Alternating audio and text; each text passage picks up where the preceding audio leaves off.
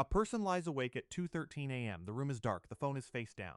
The street outside has gone quiet. No cars, no footsteps in the hallway. Just the soft sound of their own breathing. And somehow that is the problem. Because silence should feel peaceful. It should feel like rest. But instead, the body becomes alert. The eyes open a little wider. The ears begin searching the room. A tiny creak in the wall suddenly feels important. The refrigerator hums, then stops. And when it stops, the room feels even bigger, so the person reaches for their phone. Not because they need to check anything, not because they are entertained, but because a human brain, alone in silence, can begin to feel like it is standing too close to something invisible.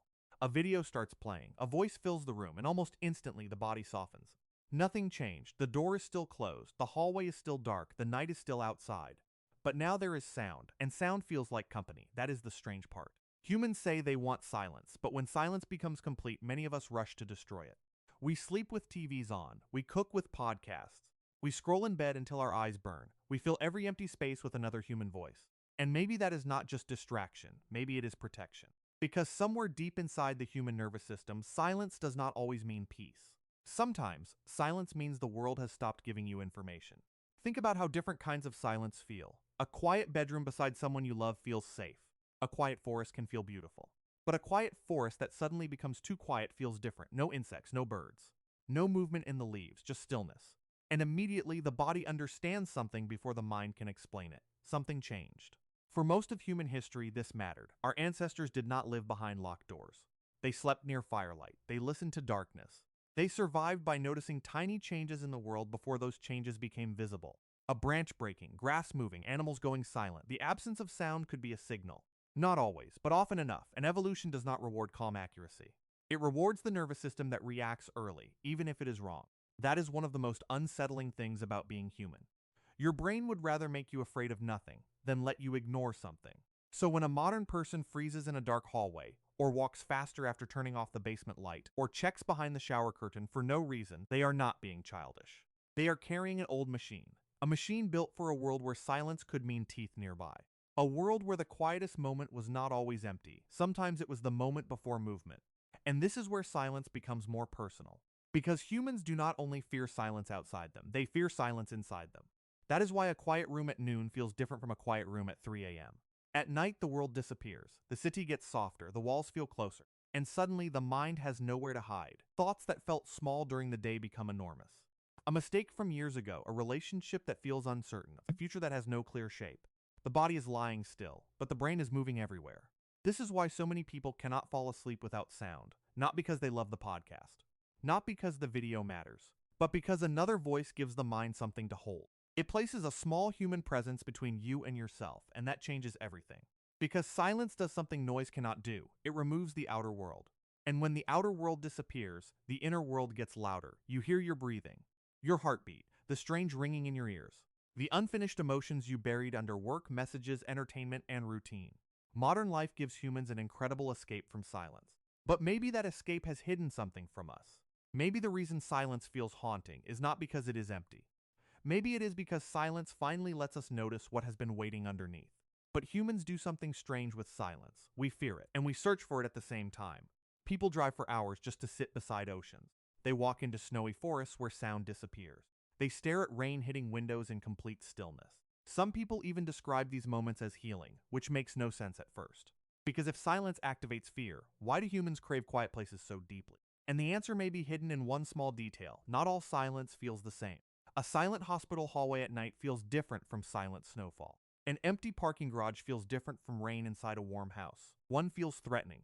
The other feels safe, because the human nervous system is not reacting to silence itself. It is reacting to vulnerability. That changes the entire meaning of the video. The brain is constantly asking one question. If something happens right now, am I protected? And sometimes the answer comes from other humans. Think about how many people sleep better when someone else is nearby. Even if that person is asleep too, even if they are doing absolutely nothing. Their presence changes the emotional shape of the room. A child hears thunder at night and runs toward their parents, not because the storm disappears, but because fear shared socially becomes easier for the nervous system to survive. Humans were never designed to regulate fear alone. And over thousands of years, silence became emotionally connected to isolation, especially at night. Imagine an ancient human waking beside a dying campfire. Everyone else is asleep. The darkness beyond the trees is completely still. No voices, no movement, no reassurance. In moments like that, silence would not feel peaceful, it would feel like exposure. And maybe some part of the modern brain still remembers that feeling. This might also explain something strange about cities, because modern cities are unbelievably loud. Traffic, sirens, neighbors, air conditioners, electricity humming through walls. Even at 4 a.m., cities rarely become completely silent, and humans often complain about that noise. But during blackouts, something strange happens. The noise disappears. And many people suddenly feel uncomfortable, not because they lost entertainment, because the city stopped sounding alive. A glowing city at night is more than infrastructure. It is reassurance. Every window with light inside says other humans are awake, every passing car, every muffled conversation through apartment walls. The brain keeps collecting signals that say, you are surrounded by people, and humans calm down around human presence, even indirect presence. This is why complete isolation can feel psychologically overwhelming so quickly. In scientific studies, prolonged silence and isolation can distort emotional perception. People become more anxious, more sensitive, sometimes even paranoid. The brain starts generating meaning from tiny things. A shadow looks unusual. A sound feels intentional. A coat hanging in darkness briefly becomes a person. And this is where things become deeply unsettling. Because the human brain is not built to see reality perfectly. It is built to detect possible danger quickly. Those are very different goals. Which means your brain often prefers false alarms over missed threats.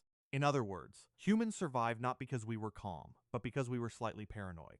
You can still see this ancient system everywhere. A person hears a noise downstairs at midnight and instantly imagines another human presence, not plumbing, not wood settling, someone.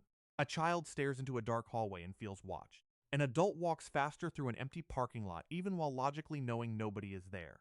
The body reacts before logic can catch up. But survival systems are fast. And uncertainty is one of the hardest things for the human brain to tolerate. That is why horror movies use silence so carefully, not loudness. A scene becomes quiet. The music disappears, the audience leans forward, and suddenly everyone feels vulnerable together. Because silence creates anticipation. The brain starts predicting danger before danger appears. But here is the strange part. Sometimes nothing happens, and the tension still works.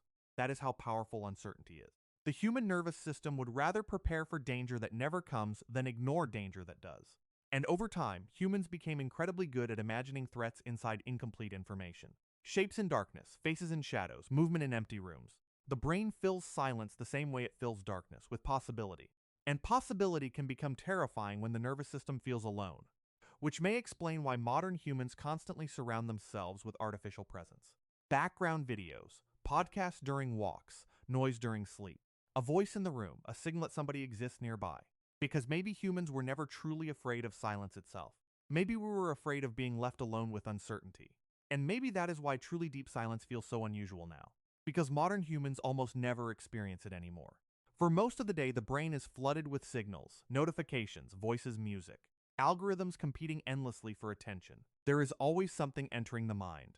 And over time, humans adapted to this constant stimulation surprisingly fast, which creates a strange modern contradiction. People say they are exhausted by noise. But when the noise disappears, many of them panic. A person sits alone in their apartment. The internet goes out, the television turns off, the phone battery dies. And suddenly the room feels unfamiliar. Not dangerous exactly, just emotionally exposed. Because without constant stimulation, the mind starts revealing things that noise was covering. Loneliness, fear, unanswered questions. And this may be one of the biggest reasons humans avoid silence now. Silence removes distraction. And distraction has become one of modern humanity's primary emotional survival tools. Not always consciously. Most people do not open social media thinking, I need to escape psychological discomfort. But the nervous system understands something the conscious mind often misses. Continuous stimulation prevents internal stillness. And internal stillness can be emotionally overwhelming, especially in modern life. Because humans evolved in small social groups, small worlds, direct relationships, clear survival problems. But modern humans carry thousands of unresolved signals constantly. Messages unanswered, goals unfinished, comparisons everywhere, endless awareness of other lives. The brain never fully settles, and silence gives all of that space to surface, which is why some people suddenly feel anxious during meditation, or uncomfortable during quiet walks, or restless in completely silent rooms. Not because silence created anxiety, because silence revealed it. But humans also discovered something else. If silence feels safe enough, it can transform completely. Rain is a perfect example. Rain reduces sharp sounds, softens environments, wraps the world in predictable noise. And humans across cultures repeatedly describe rain as comforting, not exciting, not stimulating. Comforting, because predictable sound calms the nervous system. The brain relaxes when environments feel understandable. A thunderstorm inside a safe house feels beautiful. The same storm outside alone in darkness feels terrifying. Again, the difference is not the sound. It is protection. This is why humans love campfires too. Ancient humans sat around firelight for thousands of years. The fire created warmth, light, visibility, but it also created emotional safety. People could finally stop scanning darkness constantly. For a moment, the nervous system could rest. And something remarkable happened around those fires. Humans talked, they bonded, they told stories. Civilization itself may have partially emerged from protected moments where humans finally felt safe enough to lower their guard. And that changes how silence feels entirely, because maybe the deepest human comfort is not noise. Maybe it is safe silence. Silence where the nervous system no longer expects danger. Silence beside trusted people. Silence during snowfall. Silence while rain hits the windows. Silence after someone you love falls asleep beside you. Those moments feel different because the body is no longer preparing for interruption, for threat, for uncertainty, for survival. So in the end, humans do not simply fear silence. We react to what silence historically meant. Exposure, isolation, the possibility that something important was missing from the environment. And even now, inside glowing cities filled with electricity and locked doors, the nervous system still carries traces of that older world. That is why people keep televisions running while they sleep. Why empty hallways feel unsettling at night. Why humans instinctively speak to break awkward silence. Why complete quietness can make thoughts feel louder. And why so many people feel an almost physical relief when another human voice enters the room. Because for most of human history, survival was rarely silent. And maybe part of the brain still remembers nights beyond the campfire, dark forests, distant movement, everyone else asleep, the terrifying responsibility of listening carefully while the world went quiet. But there is another side to this too. Sometimes silence becomes the opposite of fear. Sometimes it becomes proof that nothing is wrong. Rain on windows, snow-absorbing sound, ocean waves at night, a child sleeping safely nearby, the quiet breathing of another person in darkness. In those moments, silence stops feeling like exposure and starts feeling like peace. Not because the human brain stopped being ancient, but because for a brief moment, the nervous system finally believes it is safe enough to rest. And once you realize that, silence never feels completely empty again.